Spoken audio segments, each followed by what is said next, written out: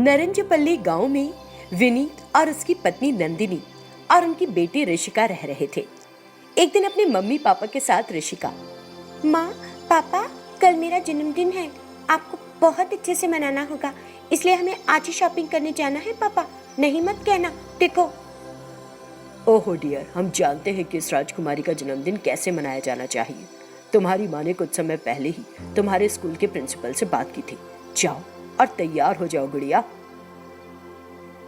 Thanks daddy, माँ, I love you so much. वे तीनों खरीदारी के लिए निकल गए। उन्होंने वो सब कुछ खरीदा जो ऋषिका को पसंद था। पूरा दिन बाहर बिताया। शाम के 8 बज रहे थे। कुछ देर के बाद वे आइसक्रीम की दुकान से बाहर आ गए। डैडी, कल आपको मुझे एक अच्छा सा गिफ्ट देना होगा। माँ, पिछली बार भी तुमने कोई गिफ्ट नहीं दिया था, सिर्फ एक पप्पी में टाल दिया था। इस बार ऐसा नहीं होना चाहिए, मैं आपके मुझे गिफ्ट देने के बाद ही केक काटूंगी। इधर देखो डियर, मैंने तुम्हारे लिए एक बेहद अच्छा गिफ्ट खरीदा है। मैं इसे 12 बजे के बाद तुम्हें दूंगी। तब तक तुम मुझसे इसके बारे में कुछ नहीं पूछोगी। डैडी, माँ ने गिफ्ट खरीदा मेरे लिए, क्या ये सच है? क्या मुझे यकीन करना चाहिए? हाँ हाँ, एकदम करना चाहिए। तुम्हारी मम्मी तुमको बेहद खूबसूरत गिफ्ट देने वाली है। उसने ऐसे कहा। वे तीनों बाइक पर जा रहे थे। अचानक एक पानी का टैंकर आया और विनीत की बाइक को टक्कर मार दी। जो लोग वहां से गुजर रहे थे, वे विनीत और नंदिनी को अस्पताल ले गए और विनीत के मोबाइल से उन्होंने विनीत के भाई अरविंद को फोन किया। थोड़ी देर बाद अरविंद अस्पताल पहुंचा। उसे डॉक्टरों से पता चला कि क्या हुआ और डॉक्टर के साथ, हेलो डॉक्टर, आप पैसे के बारे में फिक्र नहीं कीजिएगा, जितने भी पैसों की जरूरत होगी मैं दूंगा, आप उन्हें सही कर दीजिए। देखिए, आपके भाई और भाभी की मौत हो गई है। उस लड़की का पैर गंभीर रूप से घायल हो गया था तो हमें काटना पड़ा। अब वो अपाहिज है। डॉक्टर के शब्दों को सुनकर अरविंद रोने लगता है। इस बीच एक और डॉक्टर आया। लड़की का ऑपरेशन पूरा हो गया है, आप उसे देख सकते हैं, लेकिन उसके साथ बात नहीं करें। हमें उसे 1 घंटे और ऑब्जर्वेशन में रखना होगा। आप बाद में उससे बात कर सकते हैं। ठीक है डॉक्टर। 4 घंटे के बाद अरविंद ऋषिका को लेकर घर चला गया। फिर वहां उसने अपनी पत्नी अंकिता को बुलाया। अंकिता ने वहां आकर पूछा, कैसी हो बिटिया? रुको, मैं आरती लाती हूँ। अंकिता ने जाकर आरती लाई और उसकी आरती उतारी। अरविंद सोफे पर बैठा था। ऋषिका कमरे में गई और सो गई। अंकिता अरविंद के पास आई जो सुस्त बैठा था। क्या हुआ अरविंद, सब ठीक है ना? अंकिता, भाई और भाभी बहुत अच्छे थे। जब हम तकलीफ में थे तब उन्होंने हमारी कितनी अच्छी देखभाल की थी, लेकिन हमने उनके लिए कुछ नहीं किया। कम से कम अब धन्यवाद के रूप में हमें मौका मिला है, इसलिए मैं कह रहा हूँ, हमको हमारी बेटी मधु के साथ ऋषिका की भी अच्छी तरह से देखभाल करनी चाहिए। मैं हमारी बेटी से ज्यादा अच्छी तरह से देखभाल करूंगी ऋषिका की, तुम चिंता मत करो। मैं उसे बहुत प्यार से रखूंगी। हमारे लिए है ही कौन सिवाय इन 2 बच्चियों के। बहुत अच्छा अंकिता, तुम उसके साथ रहना ताकि वो अपने माता पिता को याद करके दुखी ना हो। ठीक है अरविंद, कल ऋषिका का जन्मदिन है। कल ही भाभी ने फोन किया था और मुझे बताया था हम ऋषिका का जन्मदिन मनाएंगे। उन्होंने अगले दिन ऋषिका का जन्मदिन भव्य रूप से मनाया। इसे देखकर मधु को ऋषिका पर गुस्सा आया। एक दिन मधु और ऋषिका बैठकर टीवी देख रहे थे। बाहर जाते समय अंकिता ने कहा,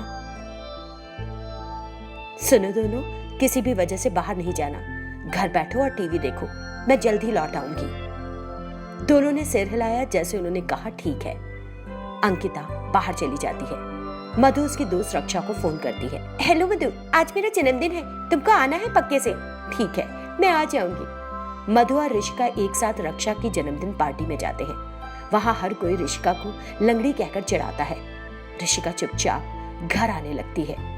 मधु भी उसके पीछे पीछे जाती है। ऋषिका छड़ी की मदद से चलती है। पीछे से मधु आती है और ऋषिका की छड़ी को हटा देती है। ऋषिका वहीं नीचे गिर जाती है। उसके पैर में हल्की चोट भी लगी। ऋषिका धीरे से उठी तो मधु ने झट से कहा, आई एम सो सॉरी, मैंने देखा नहीं था। ठीक है दीदी, मुझे ज्यादा चोट नहीं आई। जब मम्मी और पापा की मौत हुई तो मेरा दिल बहुत दुखा था, उसकी तुलना में ये तो कुछ भी नहीं। सब ठीक है। ठीक है, लेकिन मुझे तुम्हारा हमारे घर में रहना पसंद नहीं आ रहा। मेरे माँ बाप को ये बहुत पसंद है, इसलिए मैं कुछ नहीं कह रही। अब से तुमको मेरे सभी काम करने होंगे, तभी मैं तुम्हें घर में रहने दूंगी। बात समझ गई ना? ठीक है दीदी, मैं करूंगी सारे काम। दोनों घर पहुंच गए। घर पर कोई नहीं था। ये देखकर मधु, इधर आओ, जाओ और बाथरूम में मेरे लिए गीजर ऑन कर दो। उसके बाद एक अच्छी कॉफी बनाओ और मेरे लिए उसे मेरे कमरे में ले आओ। मैं वहीं पर रिलैक्स करूंगी। ऋषिका चुपचाप बाथरूम में गई और गीजर स्विच ऑन किया। वापस रसोई में आई और कॉफी तैयार की। उसने अपने माता पिता को रसोई में याद किया। जैसे ही कॉफी गर्म हुई, उसने उसे कप में उड़ेला और छड़ी की मदद से धीरे धीरे मधु के कमरे में जाने लगी। दीदी, आप कॉफी ले लो।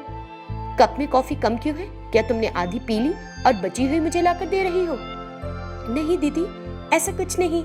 मैं लंगड़ा कर आ रही थी तो कुछ कॉफी छलक कर नीचे गिर गई। झूठे तुम्हारे चेहरे से टपक रहे हैं। लालची लड़की, यदि तुम्हें पीना था तो अपने लिए तैयार करके क्यों नहीं पी? ऊपर से झूठ भी बोल रही हो।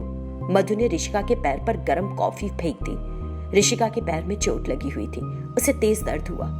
वो रोती हुई हॉल में गई। इस बीच अंकिता बाहर से आ गई। ऋषिका को रोते देखकर, क्या हुआ ऋषिका? क्या मधु ने डांटा तुम्हें? अगर उसने तुम्हारा दिल दुखाया है तो डांट खाएगी मुझसे अब। ऐसा कुछ नहीं है चाची, मुझे अपने मम्मी पापा की याद आ रही है।